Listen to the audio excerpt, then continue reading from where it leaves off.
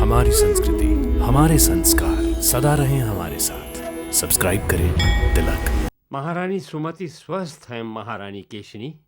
स्वस्थ है तो इन्हें चक्कर क्यों आया वैद्यराज? महाराज, स्त्री गर्भवती होती है तो कभी कभी उसे चक्कर आते हैं।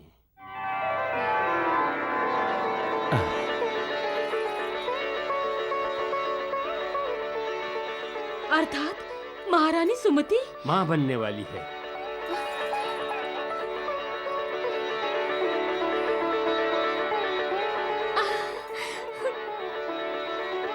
पिताश्री, माताश्री, आप तीनों शीघ्र ही पितामह ही बनने वाले हैं।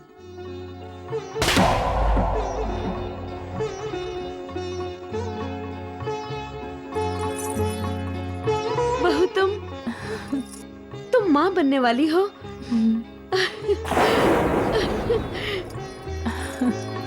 आज का दिन बड़ा आनंदमय है महर्षि, है ना सुमति?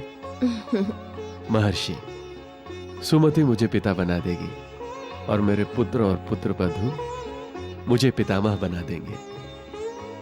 ये महल पुत्र और पौत्र से भर जाएगा महर्षि। तथास्तु।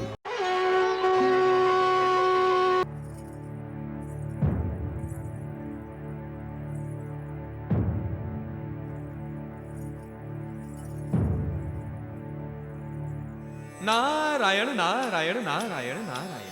पिताश्री, दक्ष पुत्रों का कल्याण कीजिए। तथास्तु।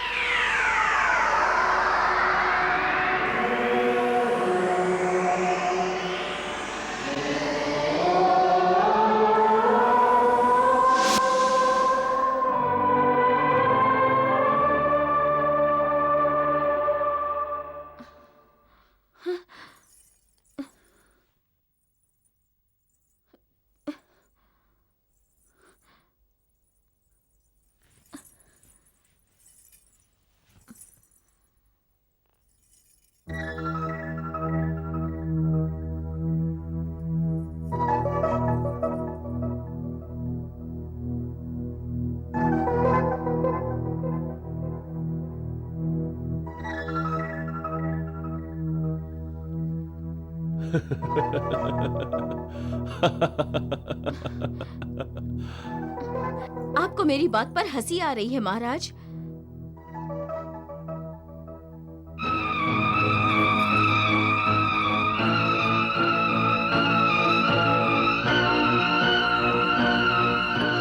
क्या हुआ महारानी?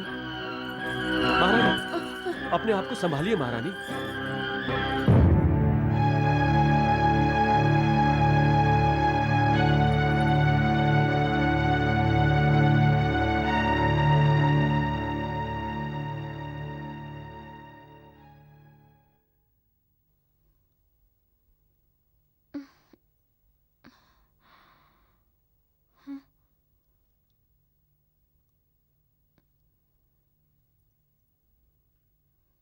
वैद्यराज जी, महारानी सुमति स्वस्थ हैं महारानी केशनी। स्वस्थ है तो इन्हें चक्कर क्यों आया वैद्यराज? महाराज, स्त्री गर्भवती होती है तो कभी कभी उसे चक्कर आते हैं।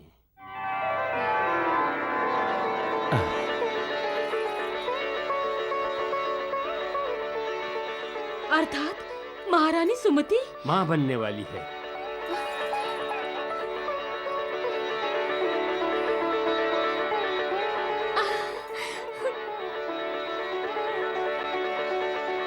महाराज, बधाई हो।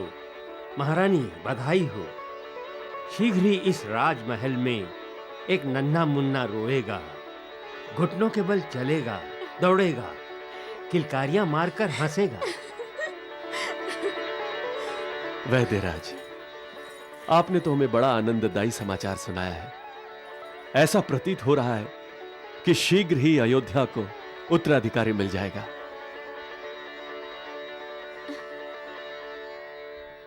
नारायण नारायण नारायण।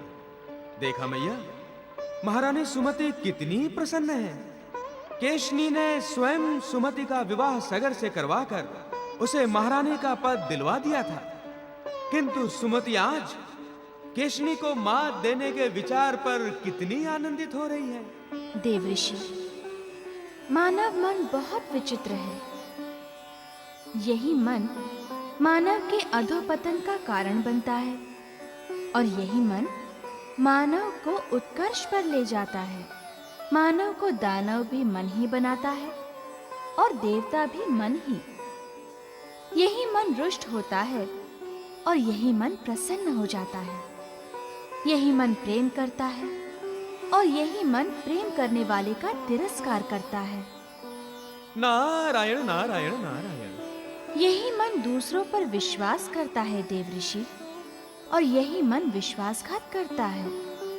विकारों के अधीन भी मन ही रहता है और निर्विकार भी यही मन होता है। मानवी मन बहुत चंचल है, इसका कभी समाधान होता ही नहीं। सत्य वचन मैया, उदाहरण स्पष्ट है। सुमति पहले तो सगर से विवाह करना चाहती थी, अब उनकी महत्वाकांक्षा बढ़ गई है। अब वो चाहती हैं कि अयोध्या का उत्तराधिकारी उसी की कोख से जन्म ले। मन तो तब तक महत्वाकांक्षाओं के महल बनाता रहता है जब तक वो प्रभु की लीला को जानता नहीं है, और उसे पता भी नहीं चलेगा कि प्रभु क्या चाहते हैं। नारायण नारायण नारायण नारायण।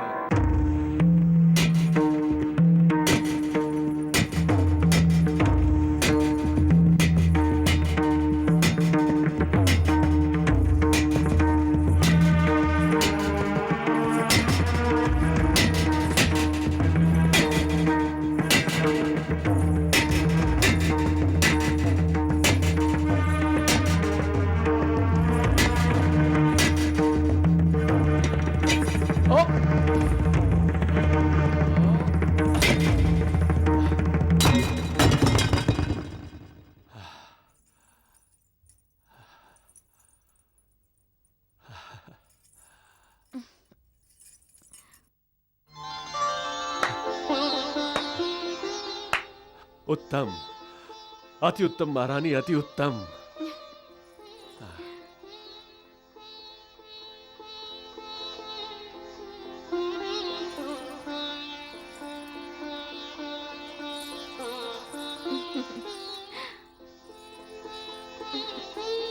महारानी सुमति, आज आपके कौशल्य के सामने महाराज भी फीके पड़ गए हैं। हम तो वैसे ही महारानी सुमति के सामने सदैव हारते आ रहे हैं, परंतु इस हार में भी हमें जीत का आनंद मिलता है। अर्थात हम जीतकर भी हार जाते हैं। आइए महारानी।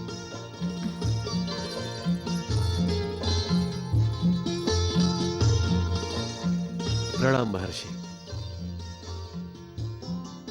सुखी भव, सौभाग्यवती भव। महर्षि, महारानी सुमति गर्भवती हैं। इस दशा में भी अनोखी इच्छा व्यक्त करती रहती हैं।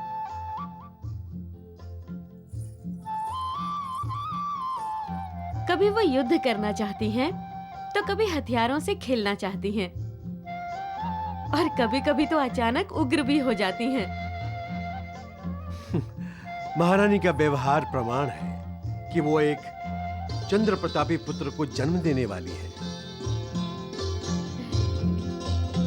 आपका ये पुत्र आपकी और अयोध्या की कीर्ति को दशों दिशाओं में फैलाएगा। नारायण नारायण नारायण। प्रणाम पिताश्री। कल्याण वस्तु। क्यों वत्स नारद, बेचैन क्यों हो? पिताश्री, 60,000 दक्ष पुत्रों को आपने पृथ्वी लोक पर भेज दिया था ना? हाँ पुत्र। क्या आपने उन्हें महारानी सुमति के गर्भ में स्थापित कर दिया था? तुम्हें कोई संदेह पुत्र? पिताश्री, महारानी सुमति के बारे में महर्षि वशिष्ठ ने कहा है कि सुमति चंड प्रतापी पुत्रों को जन्म देने वाली है। कुछ अनुचित कहा उन्होंने? अब पिताश्री, उन्हें तो कहना चाहिए था कि वो 60,000 पुत्रों को जन्म देंगी। देवर्षि, महारानी सुमति तो अनेक पुत्रों को जन्म देगी, परंतु ये कोई कैसे जान सकता है कि एक ही समय पर महारानी एक को जन्म देगी या अनेक को? नारायण नारायण। शाप केवल जन्म जन्मांतर के चक्र में फंसकर मुक्ति पाने का है, एक साथ या अलग अलग, ये प्रजापति दक्ष ने नहीं बताया। नारायण नारायण नारायण नारायण। अब देखना यह है कि प्रभु की इच्छा क्या है, वो कौन सी लीला करने वाले हैं। नारायण नारायण नारायण। महर्षि, पहले लगता था जीवन प्रश्नों से भरा है, लेकिन अब उन प्रश्नों के उत्तर मिल गए हैं। पुत्र असमंजस के कारण अयोध्या के उत्तराधिकारी का जो प्रश्न निर्माण हुआ था, अब सुमति के कारण उसका भी उत्तर मिल गया है महर्षि। प्रश्न तो उत्पन्न होते ही रहते हैं और समय आने पर उनके उत्तर भी मिलते जाते हैं राजन। कभी कभी मनुष्य जिसे प्रश्न समझता है वो प्रश्न होता ही नहीं, फिर भी मनुष्य उससे प्रश्न समझकर उसका उत्तर पाने के प्रयत्नों में लगा रहता है। कभी कभी वो इस भ्रम में भी रहता है कि उसके प्रश्न का उत्तर उसे मिल गया है, परंतु उत्तर मिलता नहीं और प्रश्न गहन हो जाने के बाद ज्ञान होता है कि उत्तर तो मिला ही नहीं था। वत्सगर, क्या आपको पुत्र असमंजस के निर्माण किए हुए प्रत्येक प्रश्न का उत्तर मिल गया है? आपने ऐसा प्रश्न क्यों किया महर्षि? पुनः प्रश्न।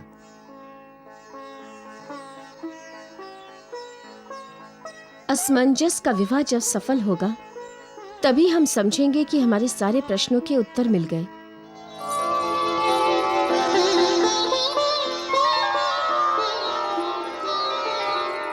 राजन, प्रश्न और उत्तर दोनों साथ साथ आए हैं।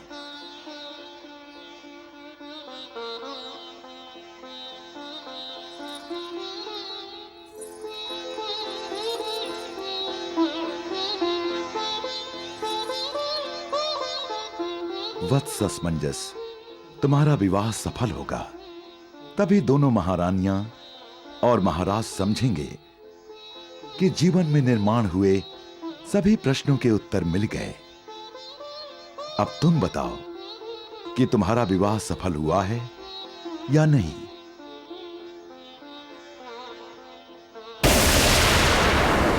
कदाचित इस प्रश्न का उत्तर अयोध्या की पुत्रवधू की कोख में पल रहा है।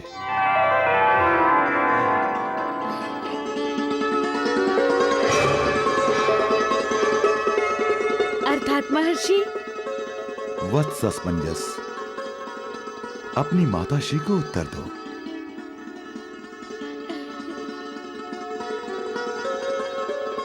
बोलो वत्स।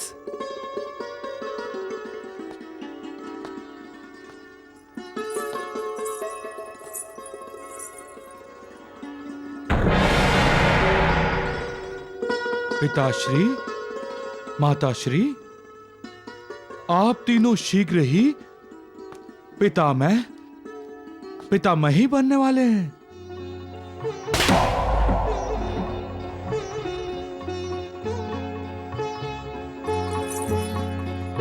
बहू, तुम माँ बनने वाली हो।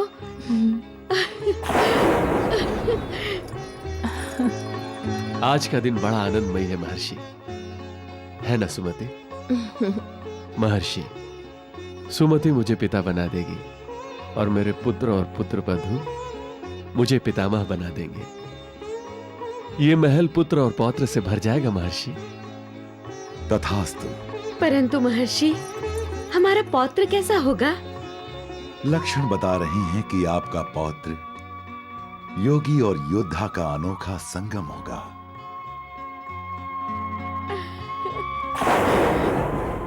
महर्षि, मैं सुखों की वर्षा में भीग गया हूं। ऐसा लग रहा है कि इस पृथ्वी लोक पर मेरे जैसा सुखी प्राणी कोई नहीं होगा। नारायण नारायण नारायण। मैया, अयोध्या नरेश अपने आप को सुखी समझ रहा है, परंतु उसके पास खड़ी सुमति दुखी हुई है। ये तो सगर के ध्यान में आया ही नहीं। यही तो जीवन है महर्षि, यही तो मनुष्य के मन का खेल है। जब किसी को आनंद होता है तो कुछ लोग उसके आनंद के कारण दुखी हो जाते हैं। नारायण नारायण नारायण। ईर्ष्या, राग, द्वेष, मद, मत्सर, लोभ, ये तो पृथ्वी लोक के प्राणी की प्रकृति है। बहुत ही कम लोग इन विकारों पर विजय प्राप्त कर सकते हैं। हाँ, सगर भी विकाराधीन हुआ है मैया, जो अपने आप को सुखी समझ रहा है। कहाँ गया उसका विवेक? नारायण नारायण नारायण। मनुष्य की प्रवृत्ति ही स्खलित होने की है, इसीलिए तो उसका स्खलन होता है और बाद में पतन। ज्ञानी लोग प्रभु द्वारा बनाए सृष्टि का चक्र ध्यान में रखते हैं। जिस प्रकार ग्रीष्म ऋतु के पश्चात वर्षा और वर्षा के बाद सर्दी की ऋतु आती है, उसी प्रकार दुख के बाद सुख और सुख के बाद दुख आता है। आशा, निराशा, सुख, दुख, उद्धार, पतन, उदय, अस्त, यश, अपयश, इसी से तो मानव जीवन भरा हुआ है। जो ये जानता है वो न अपने आप को सुखी समझता है न दुखी। वो जानता है कि जीवन एक झूला है जो कभी ऊपर जाता है तो कभी नीचे आता है। नारायण नारायण। अर्थात सगर का झूला इस समय ऊपर जा रहा है और समय आने पर वो झूला नीचे भी आएगा, यही ना मैया? नारायण नारायण नारायण। प्रभु की लीला अगाध है।